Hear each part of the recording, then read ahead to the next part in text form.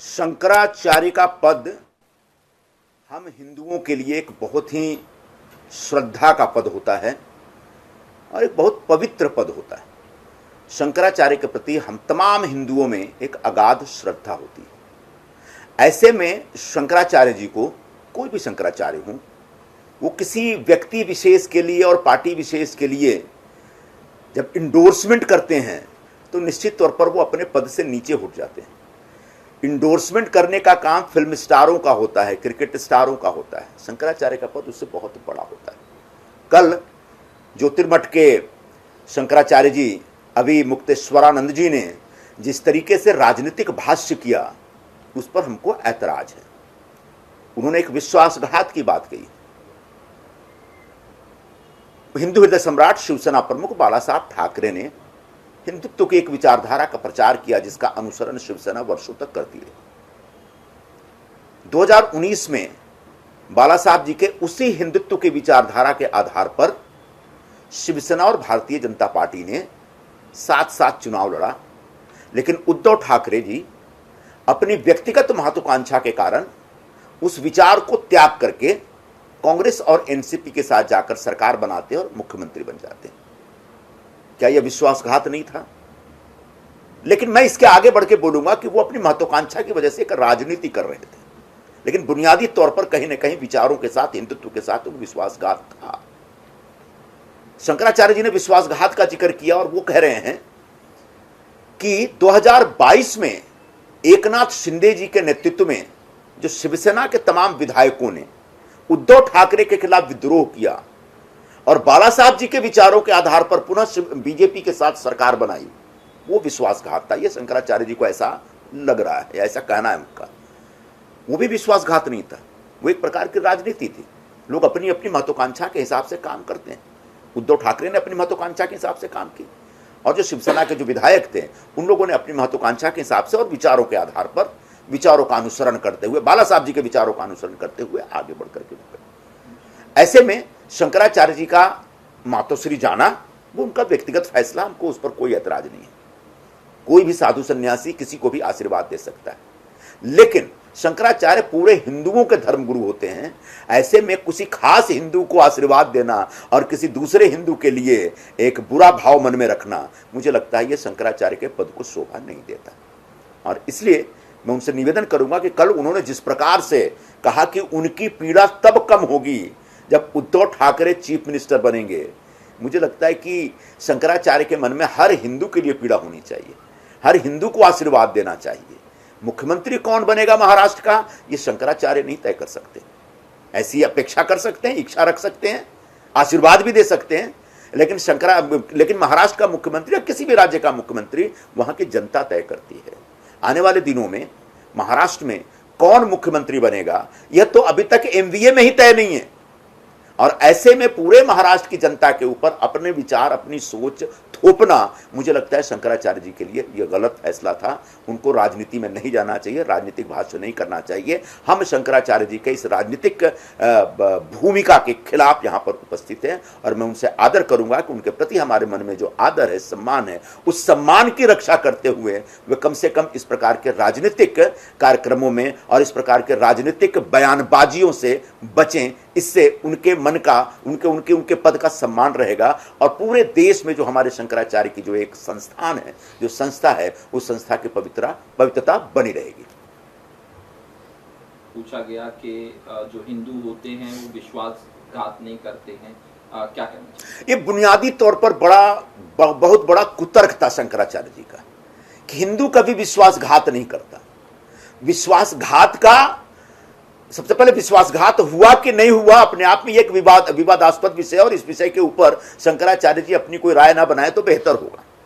दूसरी बात, विश्वासघात एक मानवीय अवगुण है, एक ऐसी बुरी आदत है जो हर मनुष्य के अंदर होती है। किसी में कम होती है, किसी में ज्यादा, किसी में नहीं भी होती, किसी में होती है। इसका किसी हिंदू धर्म से जोड़ना या किसी धर्म से जोड़ना, मुझे लगता है कि थोड़ा सा एक बड़ा कुतर्क हो गया। इसलिए कि आप जब हिंदू पौराणिक कथाओं को आप देखेंगे तो उसमें बहुत सारे विश्वासघात के किस्से दिखते हैं। तो क्या दुर्योधन जो था वो हिंदू नहीं था? आप जब सम्राट अशोक मन हिंदू इतिहासों को आप देखेंगे तो इतिहास में बहुत सारे राजाओं ने, किसी ने अपने भाई को मार दिया, किसी ने अपने बाप को मार दिया, किसी ने अपने बेटे को मार दिया। वो जो तमाम विश्वासघात पे आधारित जो युद्ध हुए हैं, जो लड़ाइयां हुई हैं, क्या उन लड़ाइयों को आप एक धर्म विशेष के आधार पर परिभाषित करना चाहेंगे? ये सरासर गलत है। तो ऐसा नहीं कह सकते कि हिंदू लोग या फिर किसी एक धर्म विशेष के लोग विश्वासघात नहीं कर सकते। जो विश्वासघात करता है वो हिंदू नहीं है। तो क्या सम्राट अशोक हिंदू नहीं थे? ठीक है, बाद में बौद्ध बने ना वो। तो ऐसे बहुत सारी केसेस हैं। तो मुझे लगता है शंकराचार्य जी कुछ ज्यादा बोल गए इस बारे में, इसको उनको दुरुस्त करना चाहिए आने वाले दिनों में। शंकराचार्य जी ने साफ तौर पे कहा और ये गलत हुआ है, हम जब तक वो मुख्यमंत्री नहीं बनेंगे हमारी पीड़ा ऐसी रहेगी, इस तरह का स्टेटमेंट साफ दिया है उन्होंने। मैंने प्रारंभ में स्पष्ट किया है और हमारी भूमिका शुरू से रही है कि विश्वासघात उद्धव ठाकरे ने किया है।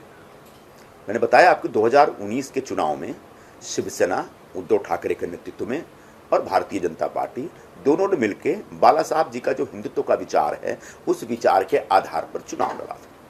चुनाव जीतने के बाद वो जिस प्रकार से बाला साहब के विचारों को त्यागते हैं और मुख्यमंत्री बनने की लालसा में जिस प्रकार से भारतीय जनता पार्टी से रिश्ता तोड़ते हैं और जिस प्रकार से उस कांग्रेस के साथ रिश्ता बनाते हैं जिसके खिलाफ पूरी जिंदगी स्वयं बाला साहब ठाकरे हुआ करते थे, वो अपने आप में विश्वासघात था। वो हिंदुत्व की विचारधारा के साथ विश्वासघात था, वो बाला साहब जी के साथ विश्वासघात था और अपने सहयोगी के साथ विश्वासघात था। हाँ, अगर 2019 के विधानसभा चुनाव में शिवसेना और भारतीय जनता पार्टी अलग अलग लड़ी होती तो निश्चित तौर पर उद्धव ठाकरे के पास पूरा हक था आगे जाकर के पोस्ट पोल अलायंस करने के बारे में खुद फैसला करने का। लेकिन जब प्री पोल अलायंस होता है तो निश्चित तौर पर इस प्रकार के फैसले लेना जो है वह एक राजनीतिक धोखाधड़ी की श्रेणी में आता है।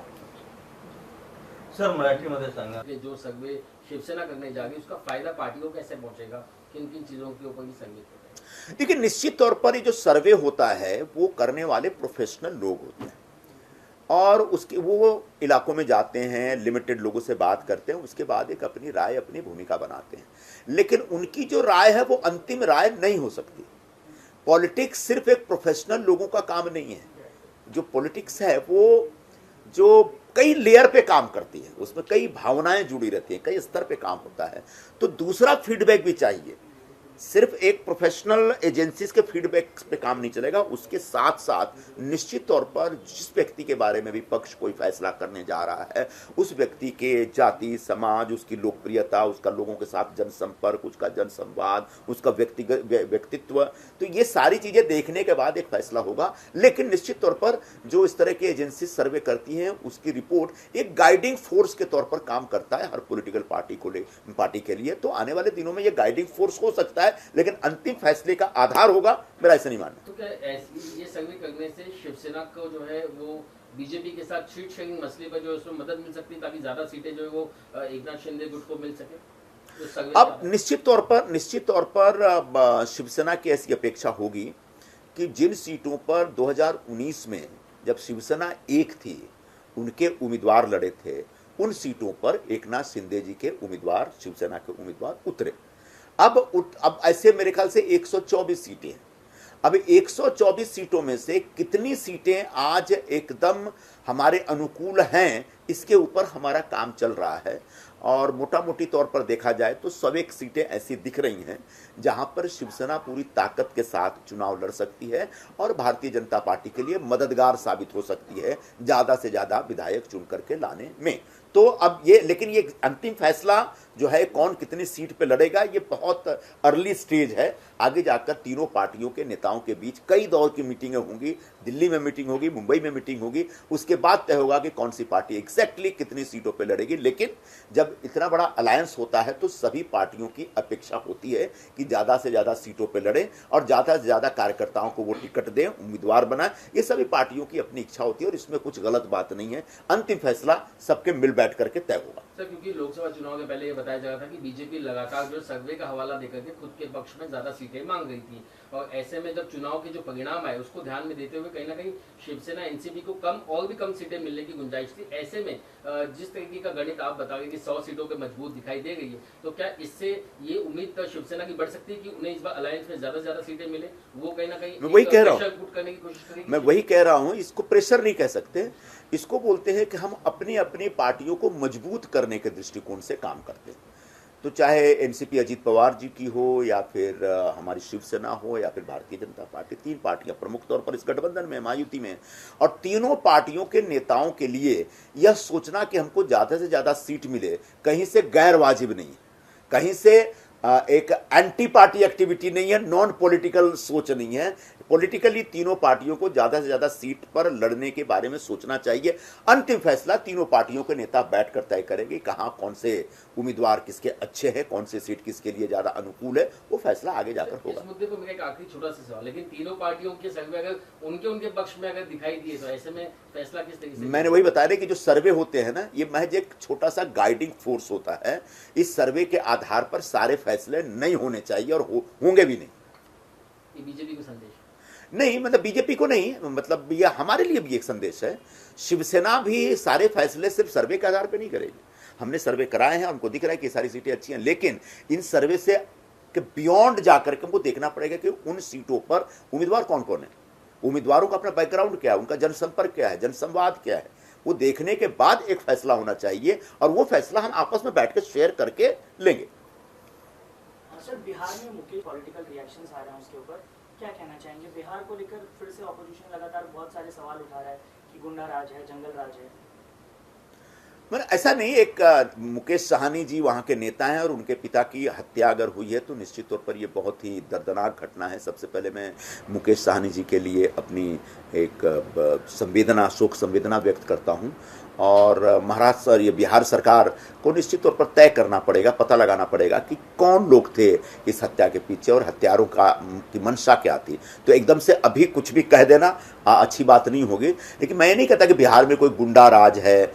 आज से नहीं, 50 साल से हम बिहार में देख रहे हैं कि हत्याएं होती रही हैं, राजनीतिक हत्याएं भी होती रही हैं, लेकिन उसी में लोग सामान्य जीवन भी जीते हैं। जब मैं 5 साल का था तो मेरी आंखों के सामने एक हत्या हुई थी मेरे गांव में, मैंने तब से हत्या देखी है। राजनीतिक हत्याएं जो होती हैं, एक ज़माने में कभी नक्सल हिंसाएं होती थी जो गांव के गांव जला दिए जाते थे, तो उससे बहुत आगे निकल गया है बिहार। लेकिन फिर भी एक भी हत्या होना गलत है, और अगर कोई किसी ने किसी की हत्या की है तो चाहे वो मुकेश साहनी का पिता हो या कोई सामान्य नागरिक हो, उसकी जाँच होनी चाहिए और जो हत्यारा है उसको सजा मिलनी चाहिए। सर, महाराष्ट्र में देखने को मिल रहा है कि जिस तरह से मराठा ओबीसी विवाद सुलझने का नाम नहीं ले रहा है। कल छगन भुजबल ने मुलाकात की, वैसे तो उस मुलाकात के कई मायने हैं, लेकिन फिर भी जिस तरह से मराठा ओबीसी विवाद लगातार बढ़ता जा रहा है, इसको लेकर क्या प्रतिक्रिया है? मराठा ओबीसी विवाद कुछ है ही नहीं, इसलिए मैं बोल रहा हूं मराठा समाज को आरक्षण मिलना चाहिए, इस बात पर कोई मतभेद नहीं है। महाराष्ट्र की तमाम सरकारों ने समय समय पर मराठा समाज को आरक्षण देने के लिए उनका कोटा निर्धारित किया और उसके लिए कानून भी बनाए। चाहे महाराष्ट्र का कोई भी समाज हो, ओबीसी समाज हो या गैर ओबीसी समाज हो या मुस्लिम समाज हो या हिंदी भाषी समाज हो या दलित समाज हो, सभी की भूमिका यही है कि मराठा समाज को आरक्षण मिलना चाहिए। अब यह आरक्षण कैसे मिलना चाहिए, इस पर विवाद है। अब किसी का हक छीन करके किसी को हक नहीं दिया जा सकता, यही बार बार ओबीसी समाज के लोग कह रहे हैं और मुझे लगता है कि उनका वाजिब कहना है। अब इस विषय को कैसे सॉल्व करना है, यह तमाम पॉलिटिकल पार्टी के नेता आज साथ साथ बैठे और बैठने के बाद अदालत में वो फैसला कानून संगत हो, न्याय संगत हो, इस प्रकार का फैसला करें और उसके बाद उसको लेजिस्लेट करें और इस कानून को लागू करें। यही एक सही निर्णय हो सकता है। लेकिन ऐसा मुझे लगता है कि जानबूझ करके महाराष्ट्र के ग्रामीण क्षेत्रों में एक ओबीसी और मराठा समाज के बीच विवाद बना रहे और उस विवाद के ऊपर राजनीतिक रोटी सेकी जाए, ऐसे कुछ लोगों की, खासकर अपोजिशन में बैठे नेताओं की मंशा है।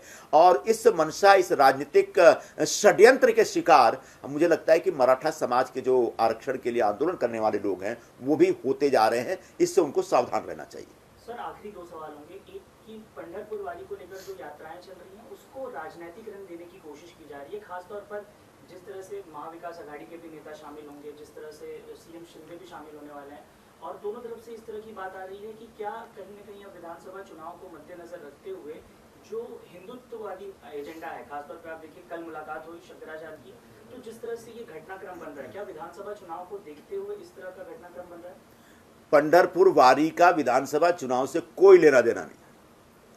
आज से नहीं, वर्षों से, सदियों से पंढरपुर वारी का आयोजन होता रहा है और जब से सरकारें हैं तब से मुख्यमंत्री वहां जाते रहे हैं। एकादशी, आषाढ़ी एकादशी के दिन हर वर्ष मुख्यमंत्री वहां जाते हैं और पहली पूजा उनके हाथ से होती है, वो आधी रात को होती है, 2 बजे 3 बजे रात को पूजा होती है। इस नाते एकनाथ शिंदे जी आज महाराष्ट्र के मुख्यमंत्री, वो जाएंगे और उनको पूजा करनी है वहां पर, और इसमें कहीं से भी कोई राजनीतिक एंगल ढूंढने की आवश्यकता नहीं है। दूसरी बात, पंढरपुर वारी में सिर्फ मुख्यमंत्री नहीं जाते, तमाम पॉलिटिकल पार्टियों के लोग अक्सर आते जाते हैं, कई दूसरे राज्यों के मुख्यमंत्री भी जाते हैं और वहां पूजा करते हैं। तो इसमें कम से कम राजनीति नहीं ढूंढी जाए, यह एक आस्था और श्रद्धा का विषय है और सभी को पूरा हक है पंढरपुर वारी में शामिल होने का और आषाढ़ी एकादशी के दिन विट्ठल की पूजा करने का।